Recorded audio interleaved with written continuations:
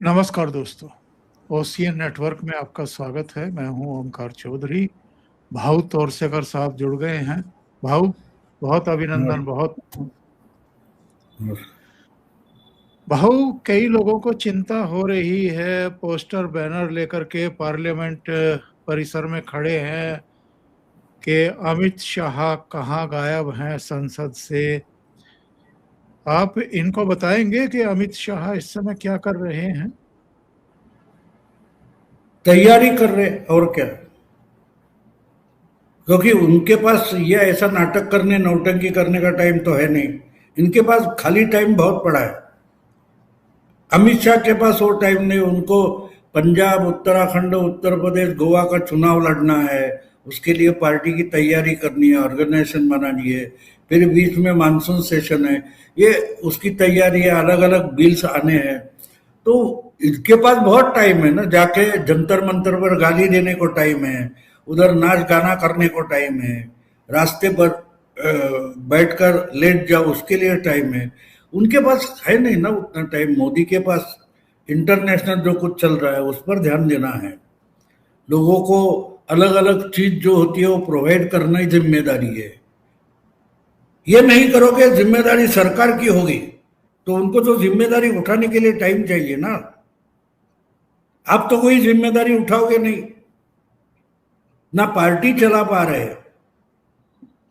ना अपोजिशन की एक नीति है वो चला पा रहे।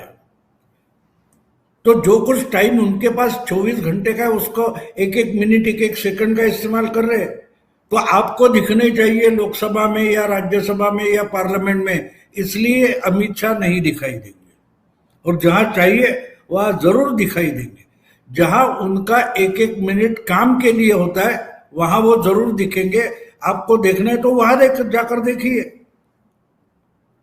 अरे वो क्या शाहरुख खान है या कोई रणवीर सिंह वगैरह है कि फिल्म के पर्दे पर दिखते नहीं आजकल? ऐसी बात नहीं है। तो जिनको देखना है वहां जाकर देखे। और आम जनता देखती है कि वो क्या हमको दिखता है कि नहीं, जाने दो। हमारे घर में 8-80 करोड़ लोगों के घर में राशन आ रहा है कि नहीं है? बस राशन आ रहा है मतलब अमित शाह दिखाई दे रहा है, मोदी दिखाई दे रहा है। ये सब लोग बोलने वाले हैं ना, ये भरपेट है। ये भरपेट लोग हैं। इनको भूख क्या होती है मालूम नहीं। ये सब टाइम पास कर रहे हैं। तो उनकी और अमित शाह का जो टाइम टेबल होता है, टाइम का यूसेज होता है, वो अलग अलग होता है। तो ये अपने तरीके से देख रहे हैं, वो अपने तरीके से काम कर रहे हैं। शायद इनको पता चल जाए जब विधेयक पेश हों एक एक के बाद एक संसद में और वो पारित हों। शायद इनको दिखाई दे जाए जब उत्तर प्रदेश, उत्तराखंड, पंजाब, मणिपुर और गोवा के रिजल्ट आए। नहीं नहीं, उससे उनको मतलब नहीं है। देखो, मैं बार बार एक पुराने नाटक का रेफरेंस देता हूँ। वो जो हैदराबाद का बब्बन खान करके था 60-70 के दशक में, उसका एक सरकेस्टिक ड्रामा था, फार्स था, बहुत चलता था, अदरक के पंजे। तो 12 बच्चे थे, घर चला नहीं पाता था, उधारी बहुत थी, दिवालिया था। तो किराना वाला जो होता है बनिया, वो आकर बोलता है भाई 2 महीने से पैसे नहीं दिया है, कुछ करना।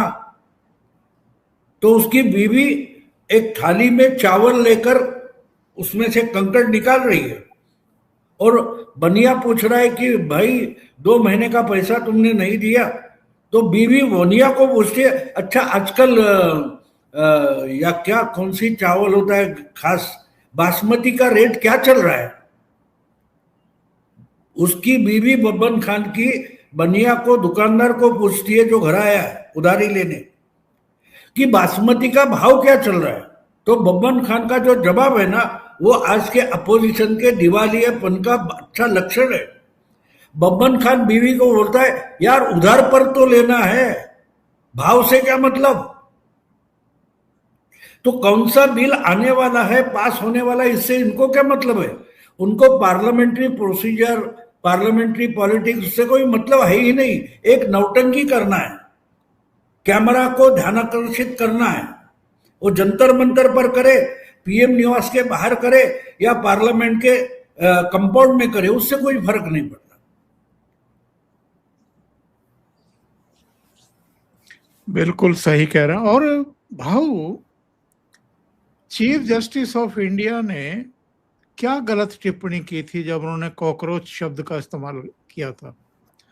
इन लोगों ने तो एक तरीके से साबित कर दिया कि ये कॉकरोच जैसा ही बिहेव कर रहे हैं। नहीं, इन्होंने तो कर दिया, लेकिन एक बात आप समझ लो कि इससे इनको लगता है कि इससे फायदा होगा। इससे फायदा उनको बिल्कुल नहीं होगा, बिल्कुल नहीं होगा, क्योंकि ये भूलते हैं कि कैमरा में क्या छुआ जिन लोगों के पास जाता है, ऐसे इसका पॉपुलेशन में परसेंटेज 4-5% से ज्यादा नहीं है। ये आप समझ लो कि होता है क्या, मतलब में मिलियन मिलियन मिलियन आंकड़े बताए जाते हैं, करोड़ करोड़ करोड़। अरे हमारे देश का पॉपुलेशन 150 करोड़ तक पहुंच गया। इसमें आप 1 करोड़ लोगों के पास पहुंचते हो, इसका मतलब आप 149 करोड़ के पास पहुंचते नहीं हो। और मोदी और शाह या बीजेपी या उनकी गवर्नमेंट जो है वो उनके पास पहुंचती है क्योंकि डिलीवरी होती है। ये आप बात समझ लो। लेकिन हमेशा इंटेलेक्चुअल लोग होते, बुद्धिजीवी होते, उनको असली दुनिया से कोई मतलब होता ही नहीं है, तो इसलिए चिल्लाते गांव गांव में। अभी पिछले 2-3 दिन से मैं देख रहा हूं, ये जो बच्चे रील्स बना रहे थे, मोदी को गाली दे रहे थे, गंदी गंदी भाषा का इस्तेमाल कर रहे थे, इनके माँ बाप ही इनको पीट रहे। जहां रहते हो मोहल्ले में, गली में या किराए के घर में, तो वहां से निकाले जा रहे। परिणाम कौन भुगत रहा है? ना दीपके या ना सौरभ दास, ना राहुल गांधी, ना केजरीवाल। परिणाम कौन भुगत रहा है? तो बात सीधी, ये चलता रहे। ये जो कहा बोलता ना, हाथी चले बाजार कुत्ते भौंके हजार, तो हर कुत्ते को जवाब देने की जरूरत नहीं है। विंस्टन चर्चिल ने भी कहा है कि घर से निकलोगे कहीं जाने के लिए तो 50 कुत्ते भौंकेंगे, हर कुत्ते को पत्थर मारते बैठोगे तो भूल जाओगे कि कहाँ जाने निकले हो। तो मोदी और शाह इनके पास मुड़कर, आपका ये आंदोलन भी देखा होगा, इनके दिमाग में अभी तक नहीं आया कि भाई ये अब बीजेपी के भी कोई बड़े इंटेलेक्चुअल समर्थक है, वो पूछते हैं कि अरे आपको रिजाइन नहीं करना था तो पहले हफ्ते में कर देते, 3 हफ्ते क्यों लगाए? बीजेपी के समर्थक बोल रहे। बाकी छोड़ो, जो खिलाफ है, अपोजिशन में है, क्योंकि इनको रणनीति का मतलब समझता नहीं है। उनको पूरा लटका लटका कर रखा 3 हफ्ते, और 3 हफ्ते में मांग कहां तक आई? धर्मेंद्र प्रधान का इस्तीफा चाहिए, दे दिया। अगर पहले दिन दिया होता तो फिर अमित शाह का चाहिए, फिर प्रधानमंत्री का चाहिए, फिर द्रौपदी मुर्मू का चाहिए, लाइन चालू रहती। उनका क्या होता है? ये सब बचकानी हरकत होती है। आपके घर में भी नातिने, मेरे घर में है, हमको मालूम है उस बच्चे को जो चाहिए हो 1 मिनट में दे दो, तो 2 मिनट में नई मांग लेकर आ जाते हैं बच्चे। तो ये क्या अपोजिशन है या ये कोई इंटेलेक्चुअल है? ये बच्चे हैं और बचकानी हरकतें कर रहे हैं। और इसलिए जो बचकानी हरकतें करने वाले बच्चे हैं उनके साथ धुल मिल गए, तो जाने दो, उससे कुछ होने वाला नहीं। देखो, एक बात होती है, दुनिया व्यवहार से चलती है, व्यवहार से चलती है। मैंने तय किया कि 50 करोड़ का कोई बिजनेस शुरू करूं, जेब में 50,000 नहीं है, तो सोचने में क्या जाता है? 50 करोड़ का बिजनेस मैंने शुरू किया है, और कुछ ये हो गया, उधर ऑयल नहीं आ रहा है, हॉर्मूज में अरे अरे अरे यार, मेरा 10 करोड़ का बिजनेस डूब गया। क्यों डूब गया? किया है तूने? किया तो नहीं। अगर करता तो 10 करोड़ डूब जाते। इसके लिए रोना शुरू हो जाता। ऐसे रोने को इंटेलेक्चुअल रोना धोना बोलते। तो ये करेंगे। जो चीफ जस्टिस ने बोला उसका मतलब अगर आप नहीं समझे हो तो मत समझो, नुकसान उसका नहीं है ना। बहुत सारे नीट के बच्चे थे, उनको मालूम था कि इनके साथ बैठ जाएंगे तो नुकसान 1 साल हमारा होगा। इससे अच्छा है कि तैयारी करो, 1 महीने के बाद रिपीट एग्जाम हो रही है। वो बच्चे तो निकल भी गए एडमिशन लेने के लिए।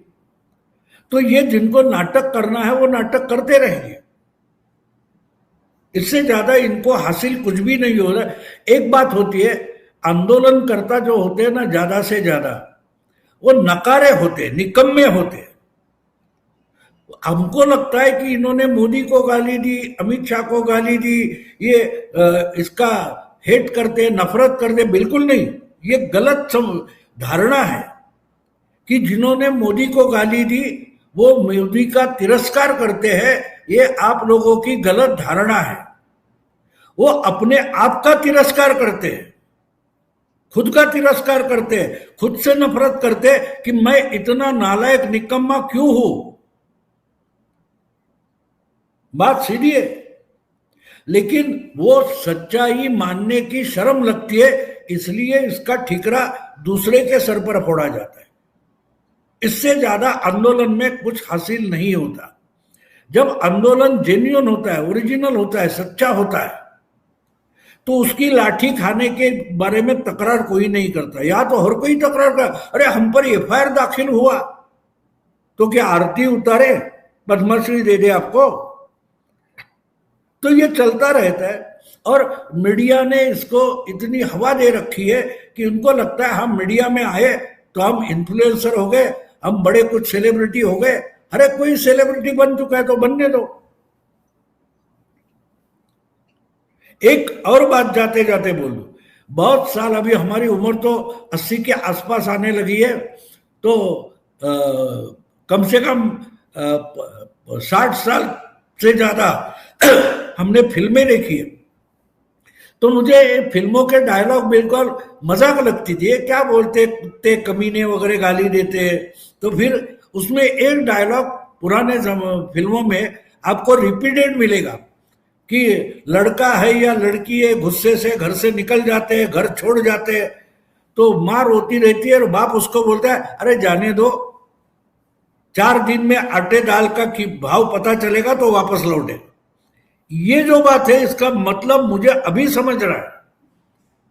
जिनके पेट भरे हुए हैं ना, फैशनेबल कपड़े लेकर पहनकर वहां नंगा नाच कर रहे थे, उनको 2 समय का खाना अगर नहीं मिलेगा ना, तो बात सीधे ट्रैक पर आ जाएगी। कोई बड़ी बात नहीं है, ये साइकोलॉजिकल मामला है। और मोदी और शाह साइकोलॉजी बहुत बढ़िया तरीके से समझते हैं और इम्प्लीमेंट भी करते हैं। तो इसलिए जो चलता है चलने दो। जब आटे दाल का भाव पता चलेगा, अभी समझो 15-20 साल के बच्चे हैं, 20-25-30 साल के हो गए और कोई शादी के लिए लड़की भी नहीं देगा, या ऐसे लड़की से कोई शादी को तैयार नहीं होगा, तब अकल ठिकाने आएगी। लेकिन उस समय तो समय निकल जाएगा। तो ऐसे बहकने वाले बहुत बच्चे होते हैं। हमारे ही जनरेशन के थे, हमारे बाद की जनरेशन के थे, हर जनरेशन में बहकने वाले बच्चे बहुत होते हैं। जिनको मेहनत करनी नहीं है, उनको बहकने के लिए बहाना जरूरी होता है। तो ये पहुंच गए वहां, इस्तीफा दे दो, इस्तीफा दे दो। काय का इस्तीफा, क्यों इस्तीफा, तुम क्या पढ़ रहे हो, इसके जवाब जिनके पास नहीं थे वो इस्तीफा मांग रहे थे।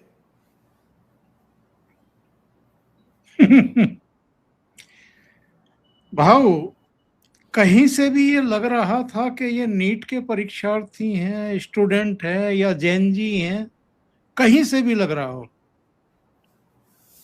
नहीं, वो तो सब लोगों को पता है। अभी अभी आपसे बैठने के पहले मैं एक वीडियो देख रहा था, लोधी गार्डन्स में जो सीनियर सिटीजन्स कोई घूमने आते हैं, जॉगिंग करने आते हैं, उसका कोई इंटरव्यू कर रहा था। तो हर कोई बोल रहा था ये बच्चे कहाँ के हैं, ये बच्चे कहाँ के हैं, ये हुड़दंग मचाने वाले दंगेखोर हैं।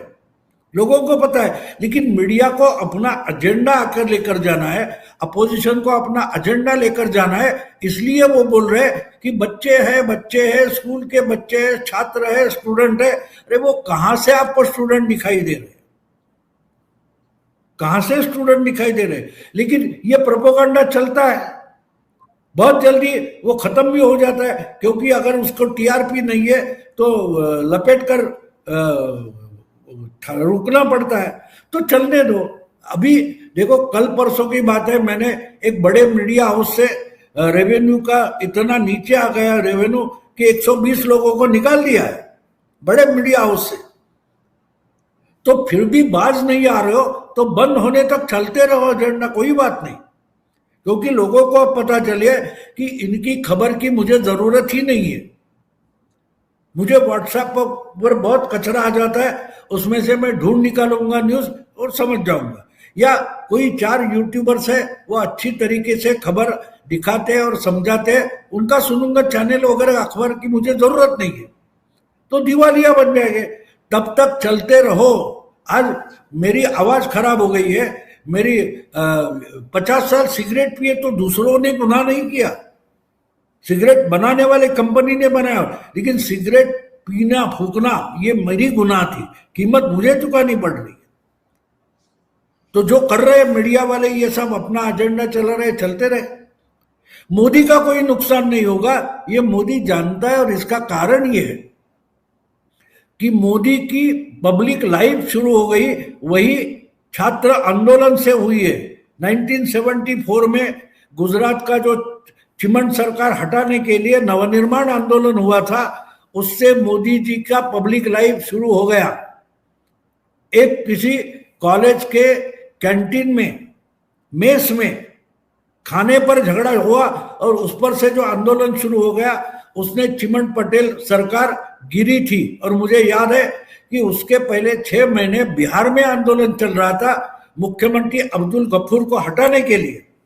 जेपी जैसे, जयप्रकाश नारायण जैसे दिग्गज उसको लीड कर रहे थे संपूर्ण क्रांति के नाम पर, लेकिन गफूर का रेजिग्नेशन, इस्तीफा नहीं हुआ, लेकिन गुजरात में हुआ क्योंकि युवा रास्ते पर उतरे थे, युवा रास्ते पर उतरे थे। तो उस आंदोलन से अगर आज के प्रधानमंत्री की राजनीति और पब्लिक लाइफ शुरू हो गई है, तो वो तो जानते हैं कि बच्चों के मन में क्या होता है। जो यंग बच्चे होते हैं आंदोलन में उतरते, किस रीजन से उतरते, उस रीजन में किस ढंग से हैंडल करना वो जानते हैं ना। और जो दंगा वगैरह करते हैं वो कैसे, युवा नहीं है, स्टूडेंट नहीं है, प्रधानमंत्री जानते हैं। उनको कोई रॉ का या आईबी का या गुप्तचर रिपोर्ट आने की कोई जरूरत नहीं है, मोदी जानते हैं खुद, क्योंकि वो वैसे ही आंदोलन से निकले। हाँ, आज के जो बड़े बड़े ज्ञानी जर्नलिस्ट बने उनको पता नहीं कि 1974 में क्या हुआ था। हमारे एक मराठी जर्नलिस्ट है, वो मजाक मजाक में हमेशा बोलते उल्टा सवाल पूछने वाले को कि तुम तो 20% सिविक्स पढ़े हो, तो ये 80% पढ़े, और इसलिए 20% हिस्ट्री और ज्योग्राफी है। अरे हिस्ट्री, ज्योग्राफी में हिस्ट्री होती है, और हिस्ट्री से जो रूल्स निकल कर आते हैं उसको सिविक्स बोला जाता है। इसका जिनको ज्ञान नहीं है वो अगर एनालिसिस करे तो क्या करेंगे। सही है। वहां प्रधानमंत्री ने बड़ा दिल दिखाया, आए, उन्होंने कहा, क्योंकि पिछले कई दिन से ये चाहे परिवार के दबाव में, सामाजिक दबाव में, या जो इनकी किरकिरी हो रही थी, जगह जगह पिट रहे थे, मेट्रो में, कनॉट प्लेस में, सोसाइटी में, तो एक एक करके इन्होंने माफी मांगना शुरू किया वीडियो बना करके। प्रधानमंत्री आए और उन्होंने बड़े दिल से इन सबको माफ किया, लेकिन ये भी कहा कि ये जो सांस्कृतिक बदलाव हम देख रहे हैं ये मुझे चौंका रहा है कि बेटियां गाली दे रही हैं और बहुत गंदी गंदी गाली दे रही हैं। अभी मैं इसका सौरव दास का बयान पढ़ रहा था, दीपके का पढ़ रहा था, योगेंद्र यादव का एक वीडियो आया, और वो उल्टे नरेंद्र मोदी पर बरसते हुए दिखाई दिया। आरफा खानम का एक वीडियो आया, वो कह रहे हैं कि आप इनको बच्चे क्यों कह रहे हैं, ये तो माइनर नहीं हैं, ये तो बालिग हैं, और उनको बच्चे कह करके आप उनको अंडरमाइन करने की कोशिश कर रहे हैं, और मोदी भगवान थोड़े ही हैं। इस तरह की लैंग्वेज का प्रयोग करके ये फिर से उनको भड़काने की कोशिश कर रहे हैं। मैंने शुरू में आपको वही बोला ना, आप उस 1% 2% में आते हो जो दीपके को सुनता है, बाकी लोग नहीं सुनते। जिन बच्चों को माँ बाप ने या पेरेंट्स ने पीटा है वो दीपके को सुनते तक नहीं। उन्होंने सिर्फ अपने बच्चे गलत राह पर जा रहे, भटके हैं, ये देखा है। वो दीपको को नहीं, उनको बिल्कुल पता है कि मेरा बेटा गलत राह पर निकला है। तो गलत राह क्या है ये ढूंढने के लिए वो पेरेंट नहीं निकले, उन्होंने अपने बच्चे को पीटा। मैंने अभी अभी एक बिल्कुल छोटा 11-12 साल का बच्चा है, किसी गांव कस्बे का, उसको बाप ने थप्पड़ मार मार कर बोला शर्म आती है? अरे योगी तो हमारे अन्नदाता है, मुख्यमंत्री है, प्रदेश का 1 नंबर का वो नागरिक है, उसको गाली दे रहे हो तुम। वो दीपके क्या बोल रहा है नहीं जा रहा। ये यही तो मैं बोलता हूं कि दीपके हो, सौरभ दास हो या राहुल गांधी हो, ये हम इंटेलेक्चुअल लोगों के लिए पोर्नोग्राफी जैसा हो गया कि हमको कहा खुजली होगी ये बाकी लोग नहीं देखते, उनको मालूम है ये गंदगी है, लोग इग्नोर करते। और इसका ही परिणाम हमने बंगाल में, बिहार में देखा। कोई माय का लाल नहीं बोल रहा था कि भाई ममता हार सकती है। अगर वो पूरा का पूरा बंगाल का वोटर, बिहार का वोटर अगर मीडिया देखता तो मोदी या बीजेपी बंगाल नहीं जीत पाते। ये लोग इनसे अलूप हो गए, इनको मालूम है ये गंदगी है, पूरा मीडिया एक गंदगी बन गया है, कूड़ेदान बन गया, उसको देखना तक नहीं। और सामने से कोई आए तो नाक को रुमाल लगा दो। तो इसलिए वो क्या बोलते हैं उससे कोई मतलब नहीं है। हाँ एक बात है, वो आपको इरिटेट करने के लिए बोलते। देखो एक लड़की जा रही है रास्ते से, 4 लड़के चौराहे पर खड़े हैं तो उसको छेड़ने के लिए कुछ बातें करते। क्या हम उस चौराहे पर छेड़ने वाले जो रोड रेमी है उसको इंटेलेक्चुअल समझ पर उस पर चर्चा करेंगे? नहीं करेंगे, नहीं करना चाहिए। तो दीपके वगैरह जो है या सौरभ दास, उसको पता है कि मैं ऐसा बोलूंगा तो ही मीडिया उस पर चर्चा करेगा। अगर मैं बोलूंगा कि भाई ये लोगों ने गालियां दी, ये बिल्कुल गलत है। देखो हमारे महाराष्ट्र के पूर्व मुख्यमंत्री है पृथ्वीराज चौहान, जो पीएमओ मिनिस्टर रहे, लेकिन आजकल बीच बीच में इतने पगले जैसी बात करते हैं। तो मुझे एक मराठी चैनल का हमारा दोस्त है, उसने पूछा यार ये इतना ज्ञानी, होशियार, एजुकेटेड है, ऐसी क्यों बात करते हैं? मैंने बोला वरना तुम उसका स्टेटमेंट दिखाओगे नहीं। उसको संजय राउत को फॉलो करना पड़ रहा है कि संजय राउत जितना गलत बोलेगा मैं उससे भी एक कदम आगे जाकर गलत या पगले जैसा बोलूंगा। तो ये डिस्कोर्स हुआ है मीडिया का, और इसलिए आम जनता मीडिया से दूर जा रही है। हाँ अगर ये गलत कहाँ है, कैसे है और इससे लोग दूर क्यों जा रहे हैं, इस पर चर्चा होनी चाहिए, तो लोग सुनना शुरू करेंगे। देखो कल मेरा एक वीडियो हिंदी में, एक तो मेरी हिंदी अच्छी नहीं फिर भी 20 मिनट का वीडियो है, वो बड़ा वायरल हो गया। क्यों? मैंने इस पर गालियां क्यों गिनी जाती है, गालियां कहां से आती है, गालियां निकम्मेपन ढकने के लिए कैसी आती है, उस पर पूरा वीडियो है और लोगों को पसंद आ गया। तो इसलिए तो क्या हम ऐसा समझ रहे हैं दीपके कोई बड़ा ज्ञानी है? क्या है अकल उसकी अकल क्या है? उसकी अकल क्या है? कौन है ये क्या बोले सौरभ दास? यही बकैती 2011 में भी चल रही थी ना। क्या हुआ, लोगों ने अनुभव किया। तो आंदोलन जीवी जो है वो आंदोलन जीवी परोपजीवी होता है, पैरासाइट होता है। उसको मालूम है कि मैं कुछ नहीं करूंगा तो मैं मर जाऊंगा। तो वो आपको जहां जख्म हुई है वहीं जाकर वो मक्खी जाकर बैठ जाती है। तो इसलिए ये लोगों ने क्या कहा, वो ये गधे हैं, मैं एक्सेप्ट करता हूं, तो उसके बाद उस पर चर्चा करने की जरूरत बचती नहीं है। और आम लोग भी इस तरीके से सोचने लगे, जिन्होंने अपने बच्चों को पीटा है। बहुत सारे कॉलोनीज में, मुंबई में एक लड़की है, उसका रोता हुआ वीडियो मैंने देखा। उसके कॉलोनी में उसके माँ को इतना टॉन्टिंग हो रहा है उसकी कॉलोनी में कि वो रो रही है, भाई माफ करो मुझे। लेकिन दूसरी तरफ पूरी मराठी मीडिया में उसकी बड़ी सराहना हो रही है। और जहां रहती है तो वो फर्क आपको समझेगा कि मीडिया जगत और असली जगत में कितना फर्क है। मीडिया सराहना कर रही है, और जहां कॉलोनी में रहती है वहां उसकी निंदा हो रही है, उसकी मां की, उसकी फैमिली की निंदा हो रही है।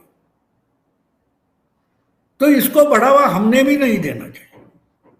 ये करेंगे, वो इरिटेट करेंगे, जैसे किसी एक लड़की को चौराहे पर रोड जो लड़के खड़े रहते हैं वो उसको छेड़ना चाहते हैं, अगर वो रिस्पॉन्ड करेगी तो और मजाक करेंगे, और मजाक करेंगे, और छेड़ेंगे। अगर मुझे अजीब ये बात लगती कि एक समय था कि संजय राउत पर बोलते हुए 2 साल पहले हमारे राज ठाकरे ने कहा था मीडिया वालों को, अरे यार उसको दिखाना बंद करो तो वो बोलना बंद करेगा, तुम दिखाते हो तो राउत को बोलना पड़ता है, क्योंकि राउत आपके मीडिया के लिए सर्विस प्रोवाइडर हो गया, ऐसे राज ठाकरे ने बोला। मुझे आज अजीब लगता है कि वही राज ठाकरे ये दीपके वगैरह के साइड से खड़ा हो गया, क्योंकि उसको लगता है कि मीडिया में चमकना है तो ये करना पड़ेगा। तो एक तरीके से हमारे यहां सबसे बड़ा वायरस आज कोई है तो मैं मानता हूं कि मीडिया है। अब ये जो लड़कियां गाली दे रही है उनको बार बार दिखाया गया, लेकिन कुछ लड़कियां इससे नाराजी भी दिखाई दे रही है, बोल रही है कि ऐसी भाषा नहीं चाहिए, गलत है, तो वो मीडिया नहीं दिखा रही है। इसका मतलब मीडिया ही एक तरीके की बीमारी बन गई है, और जो समझदार पेरेंट्स है या नागरिक है वो उससे अपना डिस्टेंस बना रहे। 2 गज क्या बोलते वो, 2 गज दूरी ना, क्या था वो स्लोगन। तो इन पर ध्यान मत दो, ये 4 दिन के जुगनू है, बाद में दिखाई नहीं देंगे, किसी को याद तक नहीं रहेगा कि कौन था। मुझे बोलो कि पिछले 2 महीने में आपने कहीं हमारे जरांगे पाटिल का नाम सुना है? वरना तो पूरा मीडिया, नेशनल मीडिया भी जरांगे जरांगे जरांगे कर रहा था, कहां है जरांगे पाटिल? ये फेनोमेना होता है, और मीडिया उसका एक माहौल बना देते, उससे कुछ नहीं होता। ये लोगों की समझ में कब आएगा कि जब जब ये गाली गलौज करते हैं या करवाते हैं, मोदी और मजबूत होकर के निखर करके सामने आते हैं। नहीं, देखो हमारे मराठी में एक बढ़िया कहावत है, टाकीचे घाव सोसल्याशिवाय देव पण येत नाही। मतलब ये किसी पत्थर से मूर्ति निकाली जाती है तो उस पर छिन्नी हथौड़े के घाव पड़ते हैं, और मोदी बिल्कुल तरीके से जानते हैं। वो जो आपने बोला कोई बोला ना कि मोदी कोई भगवान नहीं है, बिल्कुल नहीं है, वो भगवान बनने की कोशिश में है, और इसलिए आपके सारे घाव झेल रहे ताकि आगे चलकर वो भगवान जैसे सामने आ जाए। बहुत सारे अभिभावक जो हो गए वो बोलते हो गए देखो कितना बड़ा। मैंने तो 2-3 महिलाओं के वीडियो देखे, वो रो रो कर बोल रही है आपके पास इतना धीरज कहां से आया है, हमको गुस्सा आ रहा है, आपको गाली दी जाती है और आप इन बच्चों को माफ कर रहे हो। ऐसे एक बच्ची की मां रोकर बोल रही है, तो ये सामने वालों को समझने की जरूरत नहीं है ना, कोई जरूरत नहीं है। कुत्ते की धूम सीधी करने की कोशिश में अपनी एनर्जी खराब मत करो, कुत्ते की धूमें वैसे ही रहने दो। एक लाठी लेकर कोई खड़ा हो जाता है ना, तो जो टेढ़ी ऊपर साइड होती है वो नीचे के साइड टेढ़ी हो जाती है। वैसे ना लातों के भूत बातों से नहीं मानते, वैसे इससे और कुछ नहीं। हाँ, एक बात है आपने कही, सही कही है कि इससे बहुत बड़ी सहानुभूति मोदी की तरफ जाएगी, ये मोदी जी जानते हैं। अब बाकी रही बात ऐसे लोगों का बंदोबस्त, वो करने के लिए शाह बैठे, उसके लिए मोदी क्यों रोएंगे? बिल्कुल नहीं रोएंगे। उनको मालूम है कि इनका बंदोबस्त अमित शाह भाई करेंगे। भाव बहुत बहुत धन्यवाद जुड़ने के लिए, इतना समय निकालने के लिए और बहुत महत्वपूर्ण मुद्दे पर चर्चा करने के लिए। आपसे बात करना अपने आप में एक बड़ा अनुभव गेन करना होता है, और दर्शकों के लिए भी, क्योंकि मेरा गला थोड़ा सी ठीक हो जाए तो एक जो मॉब मेंटेलिटी हो उस पर 4-5 वीडियो करेंगे। ये जो होता है ना, ये बहुत सारे अलग अलग गुट है फ्रस्ट्रेटेड, वो वहां पहुंच गए, उनके मन में थोड़ी नाराजगी होगी, गुस्सा होगा, वो निकालने की जगह पहुंच जाती है तो पहुंच गए। ये कोई ऑर्गेनाइजेशन नहीं थी, लेकिन भीड़ आ गई तो डिपके और जो कोई सौरभ वगैरह है उनको लगता है कि वो बड़े नेता बन गए। तो ये चलता रहता है, हमने 55 साल से देखा है सब। Thank you. Thank you so much भाऊ, और आप सबका भी बहुत धन्यवाद जुड़ने के लिए।